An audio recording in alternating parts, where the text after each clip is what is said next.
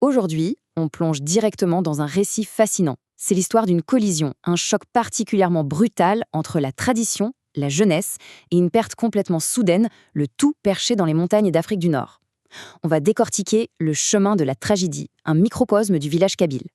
Il ne s'agit pas juste d'un décor physique qu'on examine ici, c'est un véritable paysage psychologique d'une richesse incroyable. C'est parti! Pour vraiment capter l'ambiance, il faut s'imaginer la scène. C'est le matin, le silence règne. Amer, un ancien du village, profite de cette paix. Et là, d'un coup, des hurlements déchirent le calme. « Ils sont morts, c'est un désastre, c'est la ruine. Pleurez car je ne le peux pas. » Ce cri, c'est la bascule absolue. En une fraction de seconde, on comprend qu'une tragédie inconcevable vient de s'abattre. L'atmosphère devient instantanément irrespirable et c'est de là que toute l'histoire va découler. Ce qui nous amène à notre première partie, l'écosystème du village. À travers le regard de Nasser, qui sert un peu de guide pour un journaliste de passage, on découvre ce qu'est la Tadart. Attention, ce n'est pas juste un point GPS sur une carte des majestueuses montagnes du Djurdjura. C'est un écosystème vivant et palpitant. Imaginez une immense machine sociale où chaque habitant est un rouage indispensable, maintenu en place par des codes stricts et une solidarité absolue. Ici, le mot individuel perd son sens. Tout ce qui arrive à l'un résonne pour tout le monde. Et au cœur de ce village, le contraste générationnel est saisissant. D'un côté, on a les anciens, incarnés par Amémer, des hommes viscéralement attachés à la terre, rythmés par le calendrier agricole et une patience infinie. Et de l'autre, la jeunesse. Une jeunesse qui étouffe littéralement sous l'ennui estival. Ils débordent d'une énergie qui ne trouve aucun exutoire et ils sont complètement hantés par l'idée de fuir. Que ce soit vers de grandes villes comme Oran ou, pour beaucoup, de l'autre côté de la Méditerranée. C'est un choc des mondes total. Passons à notre deuxième point, la soudaine tragédie. La façon dont le drame se propage est presque organique. Tout part de ce fameux cri dans la rue qui fait voler en éclats la paix du matin. Dans la seconde, muses par l'instinct communautaire, les femmes du village se rassemblent. Elles ne connaissent même pas encore les détails, mais le choc et la douleur sont déjà partagés. Puis, la rumeur remonte les ruelles étroites pour frapper le cœur névralgique de la vie locale, le café. Et là, le couperet tombe. Un terrible accident de la route vient d'emporter les jeunes garçons du village, partis chercher un peu d'air à Zéfoun. La dévastation frappe tout le monde. Face à un tel désastre, la réaction de notre observateur, Nasser, a de quoi surprendre. Il lâche « la mort ne choisit pas, ils se l'ont attirée eux-mêmes ». C'est d'une froideur philosophique assez glaçante, non? Mais ça montre exactement la complexité de cette communauté face à la mort.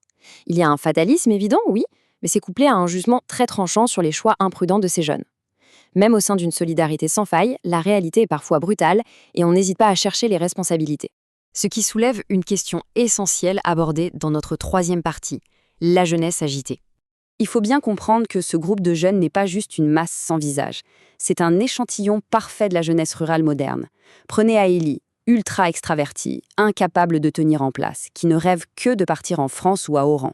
Son comparse, sa cure, c'est le rebelle, toujours le mot pour rire, qui cherche la porte de sortie la plus facile. Toufik, lui, c'est l'intellectuel du groupe. Plus réservé, il cache son amour pour Safia et rêve de faire des études à l'étranger.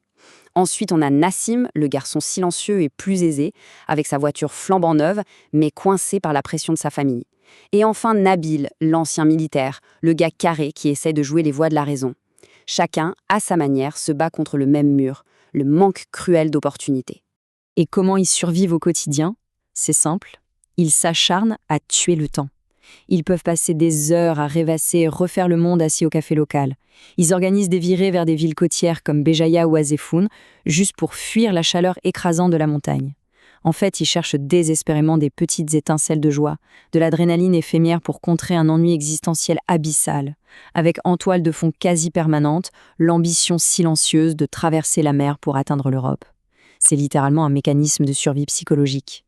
Ce besoin viscéral de mouvement, ce départ vers la plage, n'était finalement que le symptôme matériel d'un désespoir bien plus profond. Comme le souligne le texte, la voie de l'idéologie a ouvert sa porte, et le manque d'activité a poussé ces jeunes à s'engager sur un chemin tortueux. Ils voulaient tellement fuir cette stagnation, se sentir vivants, que cette course en avant les a tragiquement conduits tout droit dans les bras de la mort. Ce qui nous mène au cœur d'un paradoxe vertigineux, notre quatrième partie, quand la joie rencontre le chagrin. On fait face à une situation incroyable. D'un côté, le village entier est englouti par ce deuil soudain, une perte d'une violence inouïe qui fige l'été de toute la communauté. Le temps s'arrête. Mais de l'autre, le calendrier, lui, n'a pas bougé. Un mariage attendu et préparé de longue date est censé se dérouler la même semaine. Une explosion de joie, des danses, la promesse d'une nouvelle vie. Le carambolage émotionnel est total. Comment faire coexister la fin tragique de toute une bande de jeunes avec le commencement festif d'une nouvelle famille, le tout dans le même espace? Et c'est là que la sagesse ancestrale de la communauté prend le relais. La réponse est contenue dans cette phrase. L'un meurt, l'autre naît. L'un rit, l'autre pleure. La vie tourne. Il y a une acceptation magnifique du fait que la joie et la peine ne sont pas des anomalies. Ce sont simplement les deux faces d'une même roue qui ne s'arrêtent jamais. Le village sait intimement que les rires d'un côté de la rue finiront toujours par répondre aux larmes de l'autre. C'est le cycle implacable de l'existence. Mais à l'échelle d'une personne individuellement, c'est un véritable casse-tête moral. Comment vivre pleinement sa propre joie quand le voisin immédiat est anéanti par le chagrin?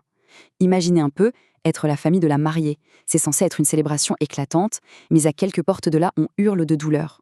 C'est ici que la Tadart impose sa loi. Le poids de la solidarité du village oblige l'individu à mettre en surdine, voire à éteindre ses propres émotions de surface par respect pour la douleur collective. L'individu s'efface délibérément pour préserver l'harmonie du groupe. Cette profondeur des liens nous amène à notre toute dernière partie, les secrets tuent. Pour vraiment saisir l'âme de cette histoire, il faut absolument comprendre le concept de l'badna, le secret. Ce sont tous ces non-dits, ces réalités silencieuses qui tissent la véritable toile de fond du village.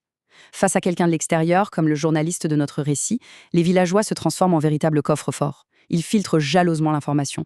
Cette extraordinaire solidarité dont on parlait, elle sert aussi de bouclier massif pour cacher les failles et les blessures aux yeux des intrus. Et si on gratte un peu sous cette fameuse surface, on trouve quoi? On trouve des drames intimes d'une intensité folle. On trouve l'amour silencieux et presque douloureux de Toufik pour Safia. On trouve la détresse muette des anciens, terrifiés de voir leurs terres ancestrales péricliter. On découvre des tensions sourdes entre des voisins qui ont l'air de parfaitement s'entendre le jour. Et bien sûr, on devine tous ces murmures inavouables concernant les véritables raisons de l'accident. Le village, si paisible, est en réalité une poudrière psychologique pleine de complexité. Le poids de ces non-dits est tellement colossal qu'il donne lieu à la réplique la plus saisissante de notre récit. Nasser lance au journaliste « Si tu connaissais le secret, tu courrais nu dans les rues ». La formule est incroyable.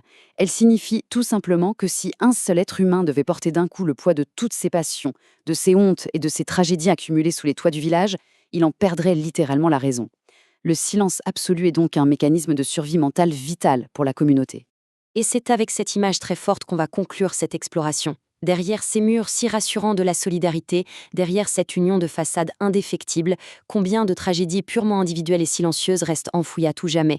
Cela nous pousse vraiment à voir au-delà des apparences, peu importe la communauté qu'on observe. Souvent, la véritable histoire, la plus humaine et la plus profonde, se trouve dans ce qui n'est jamais, au grand jamais, dit à voix haute. Une sacrée matière à réflexion la prochaine fois qu'on se promènera dans le calme apparent d'un petit village. Merci d'avoir suivi cette analyse et à très bientôt.